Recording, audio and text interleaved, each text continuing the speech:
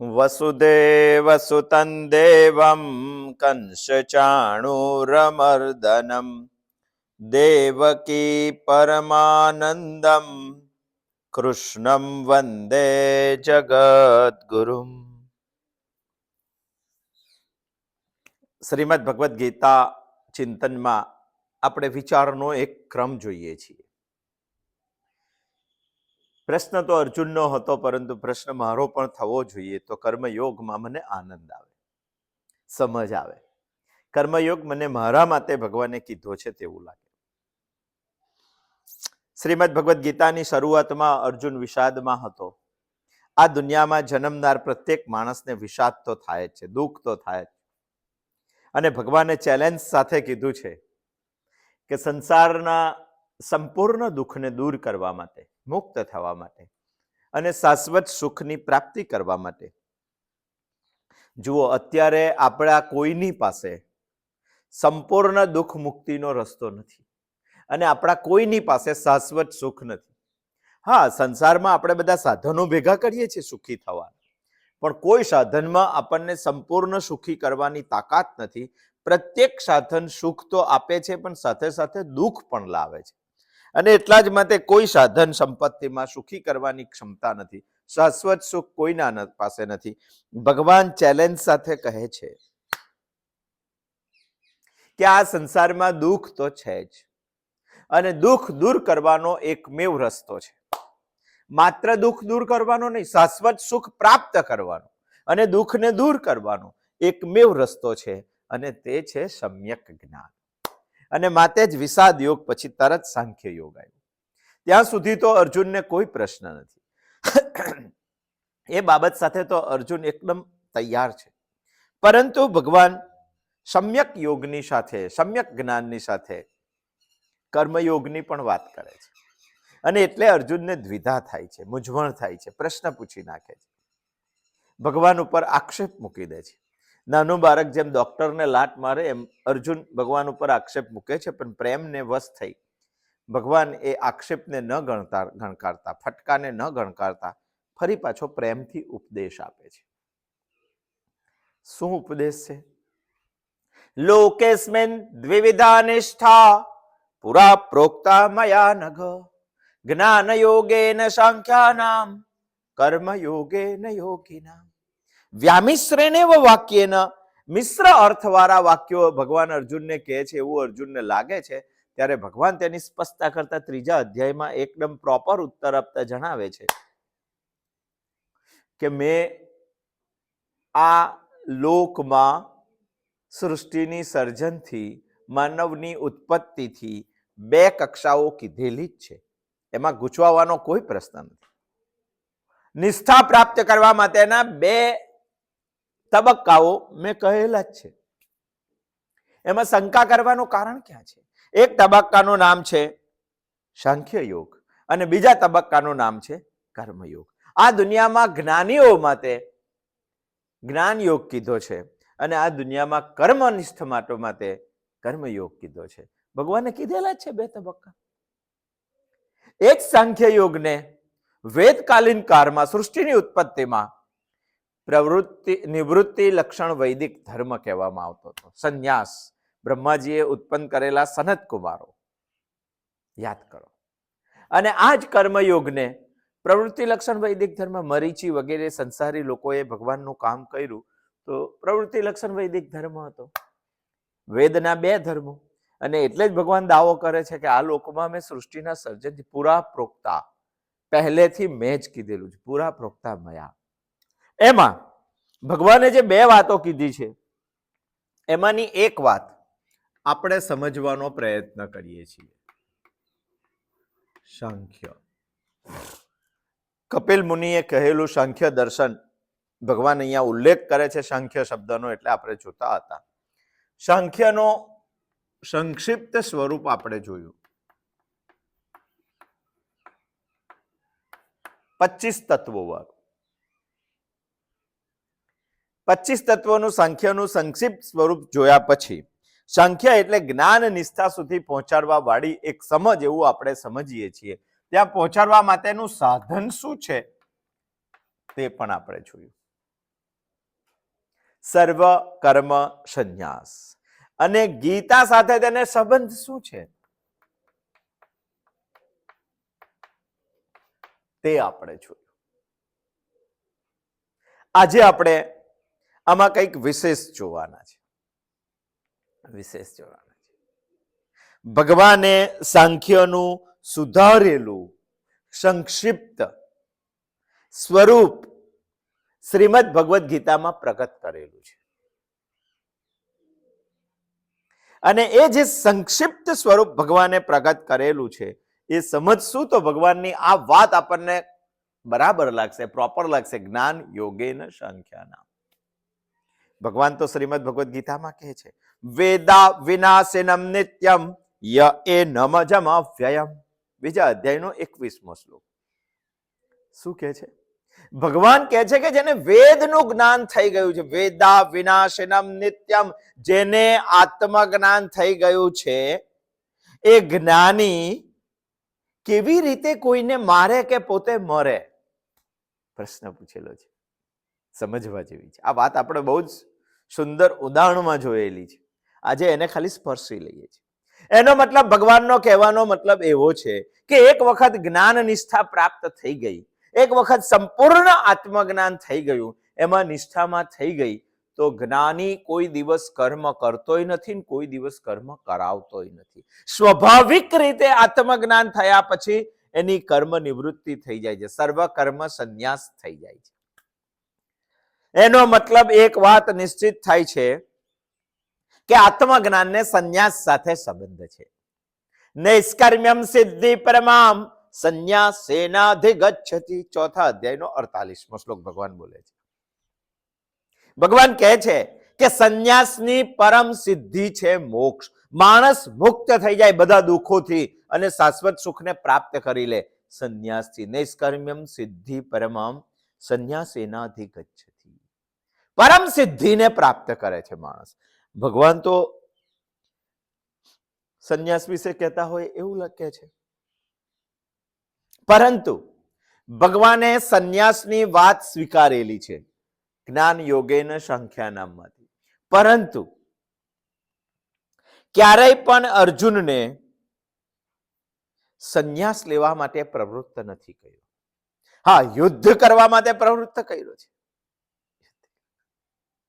ભગવાને સંન્યાસનું સુધારેલું સ્વરૂપનો સ્વીકાર કરેલો. આપણે જે સમજીએ છીએ બધું છોડીને ચાલ્યા કરવાનું, એ સંન્યાસનો ભગવાને સ્વીકાર કરેલો નથી. ભગવાન કઈ વિશેષ કહે છે. ભગવાને અર્જુનને સંન્યાસ લેવાની વાત કરી નથી, પણ સંન્યાસ લેવાની વાત કરી નથી એટલે એવું ના સમજશો કે ભગવાન સંન્યાસના વિરોધી છે. આ ગેરસમજ નહીં ઊભી કરવાની. જો સંન્યાસના વિરોધી જ હોય તો ત્રીજા અધ્યાયની શરૂઆતમાં કર્મયોગ છે. ત્રીજો અધ્યાય તો કર્મયોગ છે. પ્રવૃત્તિ લક્ષણ વૈદિક ધર્મ કેવો જોઈએ એના બદલે ભગવાન ત્રીજા અધ્યાયમાં ઉત્તર આપવાના પ્રથમ શ્લોકની શરૂઆતમાં જ જ્ઞાન યોગેન સાંખ્યાનામ નિવૃત્તિ લક્ષણ વૈદિક ધર્મથી શરૂઆત કરે છે. વિરોધી કેવી રીતે કહેવાય? સંન્યાસની જ ભગવાન અહીંયા વાત કરે છે. ભગવાન સંન્યાસના વિરોધી નથી, બલકે અર્જુનને સંન્યાસ લેવા માટેનો આગ્રહ ભગવાને ક્યારેય નથી કર્યો. અર્જુનને હા યુદ્ધ કર આ વાત કીધી છે, તું યુદ્ધ કર. તસ્માત યુદ્ધસ્વ ભારત ભગવાને અર્જુનને કીધું છે, પણ એ દ્રષ્ટિથી કીધું છે કે આત્મજ્ઞાનના લીધે એક વખત તને આત્મજ્ઞાન થાય તો દુનિયામાં તું કોઈને હણતો પણ નથી ને તું ખુદ હણાતોય નથી. આ તને સ્વાભાવિક થઈ જશે. એટલે ભગવાન સંન્યાસના વિરોધી નથી, ઇનડાયરેક્ટ સંન્યાસને પ્રગટ કરે છે. પરંતુ કયા સંન્યાસને ભગવાન પ્રગટ કરે છે? આપણે તો કોઈ જગ્યાએ ગીતામાં કીધું નથી કે ભગવાન અર્જુનને કહે છે કે સંન્યાસ લઈ લે. ભગવાનની સંન્યાસની વ્યાખ્યા શું છે તે આપણે જોવી જોઈએ. કારણ કે સાંખ્ય દર્શનને સંન્યાસ સાથે સંબંધ છે. સાંખ્ય દર્શનને જેની જેની સાથે સંબંધ છે એ વસ્તુઓ આપણે જોવાનો પ્રયત્ન કર્યો અને આજે આપણે જોવાના છે સાંખ્ય ને સંન્યાસ સાથે સંબંધ છે અને આ વાત ભગવાને શ્રીમદ ભગવદ્ ગીતામાં કેવી રીતે સંક્ષિપ્ત અને સુધારેલા સ્વરૂપમાં રજૂ કરી છે. ભગવાનની સમજમાં સંન્યાસ શું છે? ભગવાનને તો ગીતાના અભ્યાસુ પ્રત્યેક લોકોને એ લેવલ સુધી લઈ જવા છે, જ્ઞાન નિષ્ઠા સુધી. એમાં સંન્યાસ તો આવશે જ. આપણે તો સંન્યાસ લેવો નથી, આપણે તો સંસારી છીએ. સંસારીને જ સંન્યાસ સુધી ભગવાનને લઈ જવા છે. માટે ભગવાનની સમજ કંઈક જુદી છે. શું છે સમજ? એ આપણે જોઈએ. ચાલો, આપણી સમજમાં સંન્યાસ એટલે શું? સંન્યાસ એટલે આપણે આટલું સમજીએ છીએ કે આ એટલે સંન્યાસ. સંન્યાસ એટલે છોડવું અથવા ત્યાગવું, છોડી દેવું બધું, અથવા બધાનો ત્યાગ કરી દેવો, અને આપણે સંન્યાસ કહીએ છીએ. પ્રશ્ન અહીંયા એવો ઉભો થાય છે કે છોડવું એટલે શું છોડવું અને કોણ છોડે? આપણે સંન્યાસને સમજવું છે. છોડવું એટલે, અને ભગવાન જે સમજે છે એ દ્રષ્ટિથી આપણે વિચારીએ છીએ. સૌથી પહેલા સંન્યાસ એટલે છોડવું. છોડવું તો શું છોડવું અને કોણ છોડે? આ પ્રશ્ન થાય કે? અચ્છા, આ પ્રશ્નનો એક જવાબ આપી શકાય કે જે દુનિયામાં પ્રાપ્ત કરેલું છે, જે દુનિયામાં મેળવેલું છે, તેને છોડવાની વાત છે. પ્રાપ્ત ના કર્યું હોય તે વસ્તુ છોડવાનું કેવી રીતે હોઈ શકે? તમને સોપારી ખાવાની આદત જ ના હોય તો સોપારી છોડવાનું વ્રત કેવી રીતે લઈ શકાય? જે પ્રાપ્ત કરેલું છે એને છોડવાની અહીંયા વાત છે. પણ પ્રશ્ન બીજો પણ ઉભો થાય કે કોણ છોડે? કોણ છોડે? આપણે તરત જવાબ આપીએ કે શરીર છોડે. આ જવાબ ખોટો છે. શરીર ક્યારેય છોડે ના, કારણ કે શરીર જડ છે. જડ ક્યારેય કશું પ્રાપ્ત જ નથી કરતું, તો છોડવાનો ક્યાં પ્રશ્ન આવે? એક એક્ઝામ્પલથી આપણે સમજીએ. આપણા ઘરે એક કબાટ છે, સ્ટીલનો કબાટ છે, મોંઘી વસ્તુ મૂકવા માટેનું. એ કબાટમાં એક ખાનું છે, લોક એન્ડ કી વાળું. એ ખાનામાં આપણે 10 તોલા સોનાના ઘરેણાં મૂકેલા છે. અચ્છા, સોનાના ઘરેણાં છે કોની પાસે? તમારી પાસે છે. કોની પાસે છે? કબાટ પાસે છે. અચ્છા, એક દિવસ એવું થયું કે 10 તોલા સોનાના ઘરેણાં આપણે લઈ લીધા. 10 લાખ રૂપિયાના ઘરેણાં છે અને વેચી દીધા. તો કબાટને શું ફરક પડે? તમે 10 લાખ રૂપિયાના ઘરેણાં કબાટમાં મૂકો તો તે દિવસે શું કબાટ ઉત્સાહમાં હશે? કબાટ પાર્ટી કરશે? તમે 10 લાખ રૂપિયાના ઘરેણાં કબાટમાંથી લઈ લો તો શું તે દિવસે કબાટ રડવા બેસશે? રડવા બેસશે? એને પ્રાપ્ત કરવાની કે ત્યાગ કરવાની કોઈ અધિકાર નથી, કારણ કે કબાટ ખુદ જ જળ છે. અને જળ હોય તો એ કોઈ વસ્તુ પ્રાપ્ત નથી કરી શકતો, અને જળ હોય તો કશું પ્રાપ્ત જ ના કર્યું હોય તો છોડવાનો પ્રશ્ન ક્યાં આવે? આપણે સંન્યાસ વિશે વિચારીએ છીએ. આપણા મગજમાં એક ગળ કરી ગયેલી બાબત છે, સંન્યાસ એટલે બધું છોડી દેવું. પણ શું છોડવાનું અને કોને છોડવાનું? આ તો ભગવાનની સમજ વિચારીએ છીએ આપણે, સાંખ્ય દર્શનના આધારરૂપ. કારણ કે ભગવાને અહીંયા કીધું છે જ્ઞાન યોગે ને સાંખ્યાના. શું છોડવાનું? પ્રાપ્ત કરેલું છોડવાનું, આ વાત તો નિશ્ચિત છે. પણ કોણ છોડે? શરીર છોડે? ના, કારણ કે શરીર જડ છે. અને જડ હોય એ પ્રાપ્ત જ નથી કરતું તો પછી છોડે કેવી રીતે? સમજો કે તમે એક એપાર્ટમેન્ટમાં રહો છો, તમારા રૂમનો એક બેડરૂમ છે. બેડરૂમ પર તમે એકદમ દિવાલને અડીને ખાટલો વાળો છો અને સૂઈ જાઓ છો. એ દિવાલ 9 ઇંચની દિવાલ છે. બિલકુલ પેલી બાજુ એક ઝવેરી રહે છે અને ઝવેરી પણ દિવાલને અડીને ખાટલો વાળે છે. આ બાજુ આપણે સૂઈ જઈએ, પેલી બાજુ ઝવેરી સૂઈ જાય. ઝવેરી જ્યારે પોતાની બજારમાં દુકાન બંધ કરે ત્યારે 1 કરોડ રૂપિયાના ઘરેણાની પોટલી વાળીને લાવે છે ઘેર. કારણ કે રાત્રે દુકાને સૂતા નથી એટલે ચોર ચોરી ના કરી જાય. 1 કરોડ રૂપિયાના ઝવેરાતને એ પોટલીમાં ગળી વાળીને લાવે છે, પોતાના ઓશિકા પર મૂકે છે અને રાત્રે સૂઈ જાય છે. આ બાજુ તમે સૂતેલા છો. તમારા અને ઝવેરીના વચ્ચે 9 જ ઇંચનું અંતર છે. 9 ઇંચનું અંતર.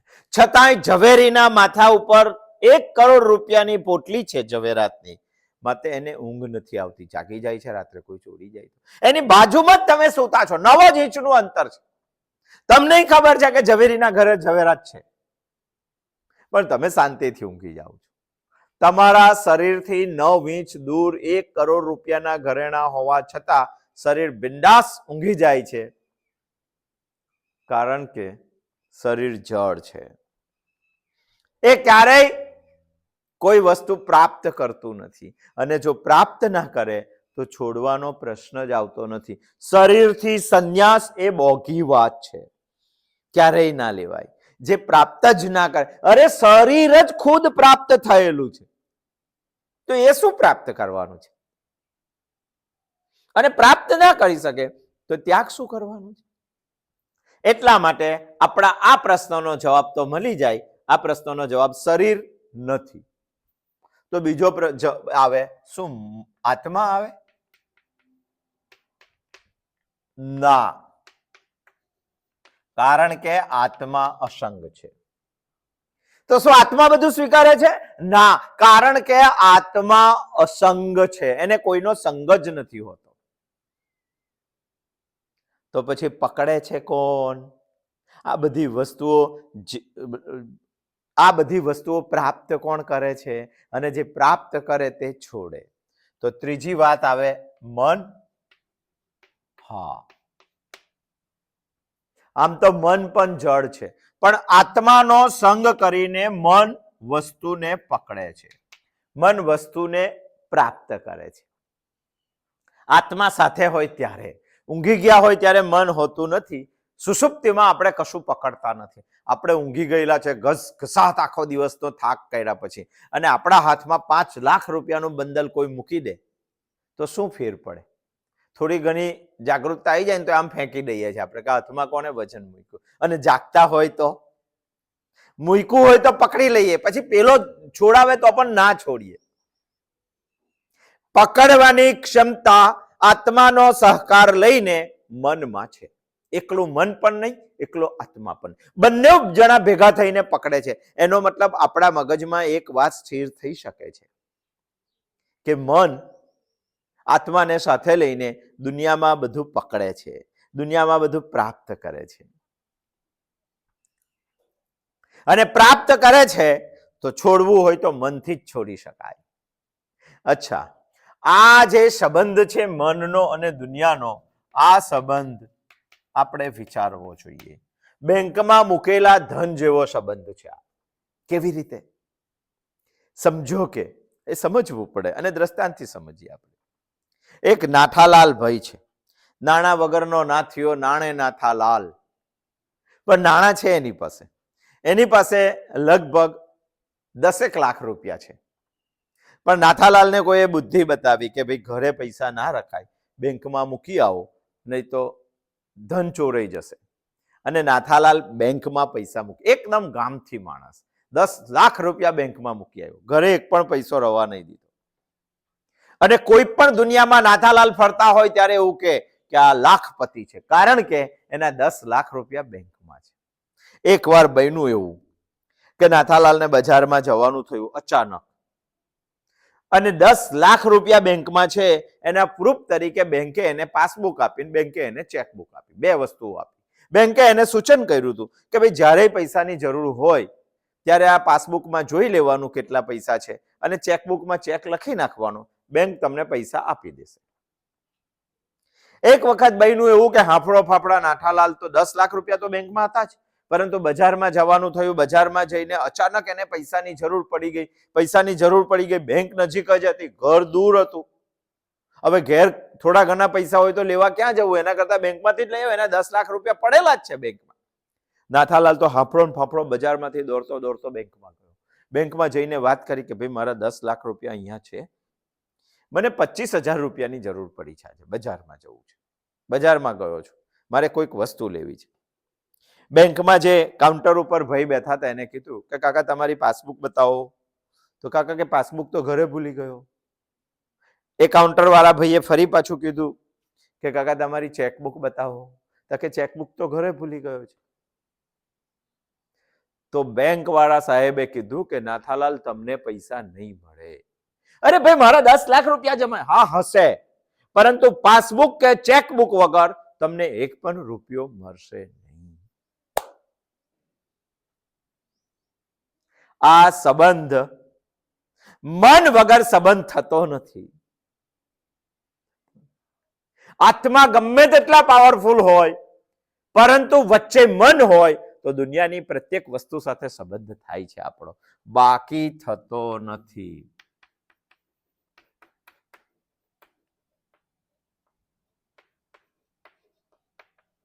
તો જ મન પ્રાપ્ત કરે છે. અને આ તો સત્ય સનાતન છે કે બેંકમાં 10 લાખ હોય, મને અચાનક જરૂર પડી, પાસબુક ને ચેકબુક ના હોય તો ગમે તેટલો ઓળખીતો બેંક વાળો હોય તો પણ મને એક પણ રૂપિયો આપતો નથી. એ ના પાડી દે છે.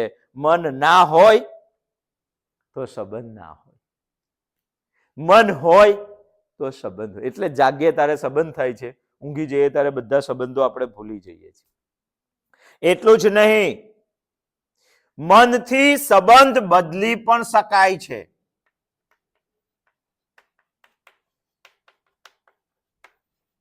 બેંકમાં મારા 10 લાખ રૂપિયા છે નાથાલાલના, અને 10 લાખમાંથી નાથાલાલે 1 લાખ રૂપિયાનો માલિક બદલવો છે, સંબંધ બદલવો છે, પોતાના નથી રાખવા. તો તરત ચેક કરશે, ચેકમાં 1 લાખ રૂપિયા લખશે, જેને આપવાના છે તેનું નામ લખશે, નીચે સહી કરશે, એ ભાઈને આપી દેશે. બેંકમાં હવે મારા 9 લાખ રૂપિયા, 1 લાખ રૂપિયા સાથેનો મારો સંબંધ બદલાઈ ગયો. ચેકબુક જેમ પૈસાનો માલિક બદલી શકે છે, એમ મન સંબંધને બદલી શકે છે. કોઈકની પુત્રી એ પુત્રી છે, અને એ જ પુત્રી કોઈકે જો મનથી માની લીધી હોય તો તે પત્ની છે. એ જ પત્ની કોઈકે મનથી માની તો માતા પણ છે, અને એ જ પત્ની કોઈકે મનથી માની તો પ્રેમિકા પણ છે. મન સંબંધને બદલી પણ શકે છે, જેમ ચેક બેંકમાં રહેલા રકમને બદલી શકે છે. તો આ સંબંધ સાચો કે ખોટો પ્રશ્ન થયો.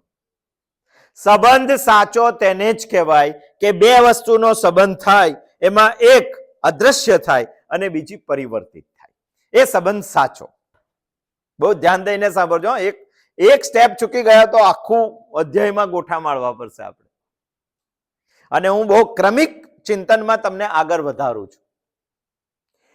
આ સંબંધ સાચો કે ખોટો એનો નિર્ણય કરતા પહેલા સાચો સંબંધ જાણી લઈએ કે બે વસ્તુ દુનિયામાં જ્યારે ભેગી થાય ત્યારે એક વસ્તુ પોતાનું અસ્તિત્વ મિટાવી દે અને બીજી વસ્તુ પોતાનામાં પરિવર્તન લાવી દે. આ સંબંધ સાચો. આમાં બેમાંથી એકઈ નથી થતું, અને બેમાંથી એકઈ ના થતું હોય તો તમારે નક્કી કરવાનું કે સંબંધ સાચો કે ખોટો. સમજો કે પાણી અને મીઠું, આ બેને તમે ભેગું કરો તો પાણી પાણી છે, સ્વીટ છે. પણ મીઠું ને પાણી ભેગું કરો તો મીઠું પોતાનું અસ્તિત્વ ખલાસ કરશે અને પાણી પોતાનું પરિવર્તન કરી દેશે, અને સંબંધ કહેવાય. સમજો કે હળદર અને ચૂનો, એક સફેદ છે એક પીળું છે, બંનેને ભેગા કરશો તો બંને પોતાનું સ્વરૂપ બદલી કાઢશે, રેડ થઈ જશે, લાલ થઈ જશે. સફેદ સફેદ પણ નથી, પરિવર્તન થઈ જાય છે, અસ્તિત્વ પણ ખલાસ થઈ જાય છે. હવે આમાં આવું કઈ થાય છે? જો આમાં આવું ના થતું હોય તો આપણે નક્કી કરવાનું કે સંબંધ સાચો છે કે સંબંધ ખોટો છે. સંબંધ માત્ર માન્યતા છે, સાચો સંબંધ નથી. આપણા મને માની લીધું એટલે એ વસ્તુ આપણી. વાસ્તવમાં એ ફિલોસોફિકલ દ્રષ્ટિથી વિચારીએ, તાત્વિક દ્રષ્ટિથી વિચારીએ તો એ સંબંધ સાચો નથી. આ મને માની લીધું એટલે મારા મને કોઈકની મારા મને કોઈ છોકરીને પુત્રી માની લીધી તો એ પુત્રી છે. કોઈકના મને એ છોકરીને પત્ની માની લીધી તો પત્ની છે. કોઈકના મને એ છોકરીને બેન માની લીધી તો બેન છે. આ બધા જ સંબંધો આપણી માન્યતાના સંબંધો છે. હવે પ્રશ્ન આપણા મૂળ વાત ઉપર આવીએ. આપણે તો અહીંયા હતા કે ભાઈ મારે શેનો ત્યાગ કરવાનો? ભગવાનની સમજ શું છે? સંન્યાસમાં મારે ત્યાગ કરવો, તો શેનો ત્યાગ કરવાનો? જે પ્રાપ્ત કરેલું છે તેનો. મેં શું પ્રાપ્ત કરેલું છે? મેં આખી જિંદગી માન્યતાના સંબંધ પ્રાપ્ત કરેલા છે. બેંકમાં મારા 10 કરોડ રૂપિયા હોય તો ખાલી બેંકમાં રહ્યા એ 10 કરોડ રૂપિયા મને સુખ આપે છે કે ભાઈ મારી પાસે 10 કરોડ છે, મારી પાસે મારો એની સાથે સંબંધ એટલો જ છે, માન્યતાનો સંબંધ છે. સાચો સંબંધ હોય તો મૃત્યુ પછી તે પણ આવવા જોઈએ. માન્યતાનો, જો માન્યતાનો સંબંધ હોય તો મારે ત્યાગ શું કરવાનું? માન્યતાના સંબંધનો ત્યાગ કરવાનો. મારે માન્યતાનો ત્યાગ કરવાનો. એનું નામ છે સંન્યાસ. ભગવાનની સમજ, ગીતામાં સમજ આવશે, બહુ સુંદર રીતે આવશે. આપણે તો અત્યારે ભગવાન જ્ઞાન યોગ અને સંખ્યા નામ કે છે ને એને સમજવાનો પ્રયત્ન કરીએ છીએ. મારે માન્યતાનો, જો ભગવાનની દ્રષ્ટિએ સંન્યાસ પ્રાપ્ત કરવાનો હોય, અર્જુન ભગવાનને એ જ લાઈન ઉપર લઈ જાય છે. અંતિમતઃ બધાનો ત્યાગ કરીને ઈશ્વરાર્પણ કરવાનું એ જ એક રસ્તો છે. માન્યતાનો ત્યાગ એટલે શું ત્યાગ?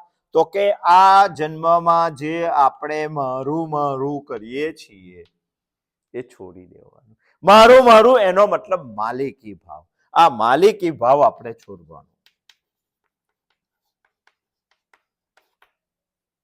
અને માલિકી ભાવ છોડવા માટે દુનિયામાં કોઈ રસ્તો છે? એક આસાન રસ્તો છે, અને તે રસ્તો છે ઈશ્વરાર્પણ.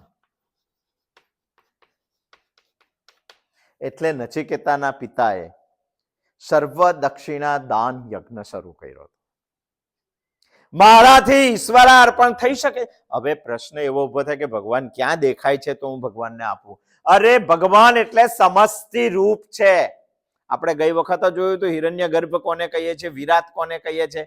સમષ્ટિનું સૂક્ષ્મ સ્વરૂપ. આ સમષ્ટિ જે રૂપ છે એ ઈશ્વર જ છે. ઈશ્વરાર્પણ એટલે મારે મારી જે મારું માલિકી ભાવ છે એના બદલે સમષ્ટિના હિતાર્થે છોડી દેવું જોઈએ.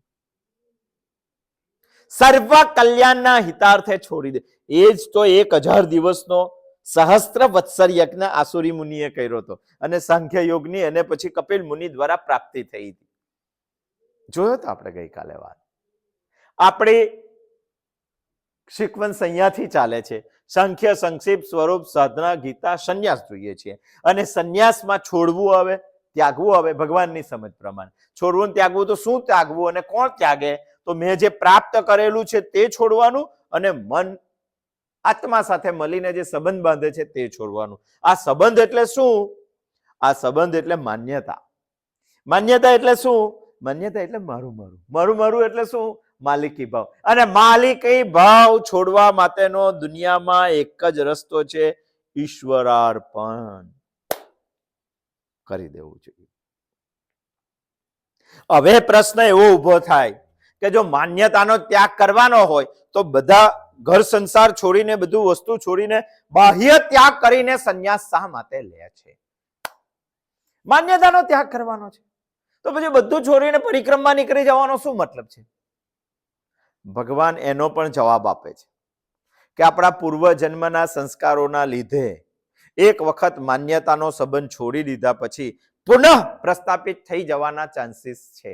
એટલા માટે બાહ્ય સંન્યાસ એટલા માટે લેવાનો કે મારી માન્યતાના સંબંધમાં મારું માલિકી ભાવ છોડવાનો જે મારી ભાવના છે એને વધારે દ્રઢ કરવાની છે. જો દ્રઢ નહીં હોય તો પૂર્વજન્મના સંસ્કારોથી ફરી પાછો હું મારું કરવા લાગીશ, અને ના કરું માટે બાહ્ય સંન્યાસ એટલા માટે જરૂરી છે.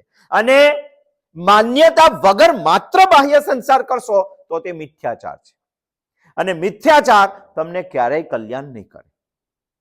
બહુ સમજવા જેવી વાત છે ભગવાન. એટલા માટે અર્જુને જ્યારે ભગવાનને કીધું નકાંક્ષે વિજયમ કૃષ્ણમ નચ રાજ્યં સુખાની ચ કિન્નો રાજ્યેન ગોવિંદ કિમ ભોગે જીવિતેન. આ શું છે? ભગવાન પાસે અર્જુને પ્રસ્તાવ મૂકી દીધો હતો કે ભગવાન હું આવું કશું ઈચ્છતો નથી, આ બધું છોડીને લંગોટી પહેરીને હિમાલયમાં જઈને તપશ્ચર્યા કરવા માંગુ છું. સંન્યાસ શ્રેષ્ઠ છે ભગવાનની વાત પ્રમાણે, પણ ભગવાને તે જ દિવસે અર્જુનને કહી દીધું કે જા હિમાલય, એ જ કલ્યાણનો માર્ગ છે. તોય ભગવાન તેને તહી ના જવા દેતા. નકાંક્ષે વિજયમ કૃષ્ણ કીધું ત્યારે જ ભગવાને કહી દેવું જોઈતું હતું, તહી ના જવા દેતા. તસ્માત યુદ્ધસ્વ ભારત, એ શા માટે કીધું? ભગવાનના માઇન્ડમાં એક વાત સ્થિર છે કે માત્ર બાહ્ય ત્યાગ કરવાથી દુનિયામાં કોઈ સંન્યાસી થઈ જતું નથી, અને માત્ર બાહ્ય ત્યાગ કરે અને જો મમત્વનો ત્યાગ ના કરે તો એ મિથ્યાચાર છે, એ એનું કલ્યાણ નહીં કરે.